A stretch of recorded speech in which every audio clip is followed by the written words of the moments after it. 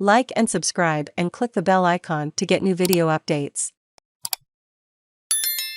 Australia's housing crisis could be tackled by taking inspiration from Scotland. Industry leaders say the next federal government is being urged to look to the Northern Hemisphere for possible solutions to Australia's housing and rental crises.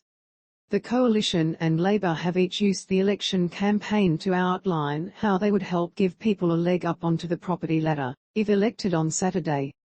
But University of New South Wales Professor of Housing Research and Policy Hal Pawson said longer-term solutions could be found in Scotland's housing policy. Scotland's strategy has got a huge amount of substance, very much in contrast to its Australian equivalent, Professor Pawson said. It properly defines the problems that it seeks to address, and it proposes remedial actions that seem to address those problems.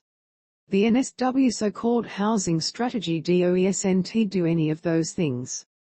Affordable housing and net zero. Scotland's policy aims to deliver more affordable housing, tackle high rents and decarbonise homes while creating jobs. Housing to 2040 inches promises to build 110,000 affordable homes by 2032, with 70% for social rent. They will be carbon neutral, have digital connectivity and will be built in tandem with local infrastructure, so they create so-called 20-minute neighbourhoods, where local services are a short drive away. Scotland's 32 local authorities and housing providers will bid for a slice of £18 billion in funding. To be blunt, it is about our political choice around how we use our capital funding, the country's Cabinet Secretary for Housing, Shona Roberson, said. While it is an ambitious target, the country has form. Since 2007, Scotland has built 108,000 affordable homes, with the majority for social rent. It is about affordable housing to make sure that everyone has a safe, affordable home to live in, whether that is rental or low-cost home ownership, Ms. Roberson said. The spin-off benefit is that we can also link in our net zero ambitions to make those homes more affordable in terms of the running costs of them and helping towards our net zero climate change targets. Affordable targets. Professor Pawson said. In contrast, Australia had not properly invested in social and affordable housing for decades.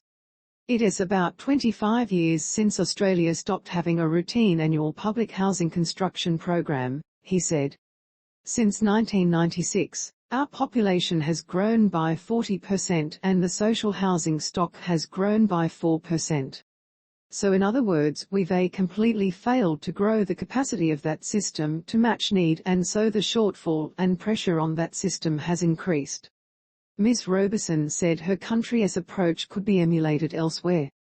I would recommend it as a program and a good investment that ticks a number of boxes, she said. Read more on Australia's property market, no national approach. Professor Pawson and other housing industry leaders say the lack of a national strategy is hurting Australia. I think it is partly about federal investment, and I think it is also about federal leadership.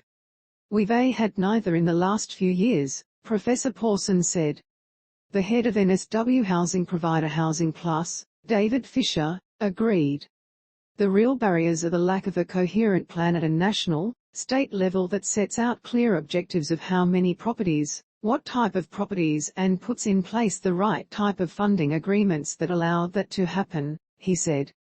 That kind of plan gives everyone who operates in the market the platform to source the land, to source builders and actually start to supply that additional housing that is needed.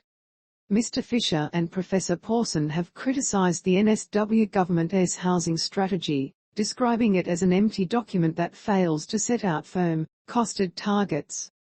A spokesperson for NSW Housing Minister Anthony Roberts said the state had increased its social housing by 10% in the past decade. The spokesperson said all tiers of government, as well as the private sector and communities, would need to work together to increase supply.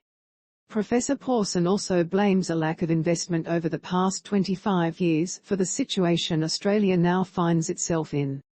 He said governments had created a system which was overly preferential of property ownership. The value of tax concessions to owner-occupiers and private landlords is around about $100 billion per year. It is a phenomenally large sum, he said.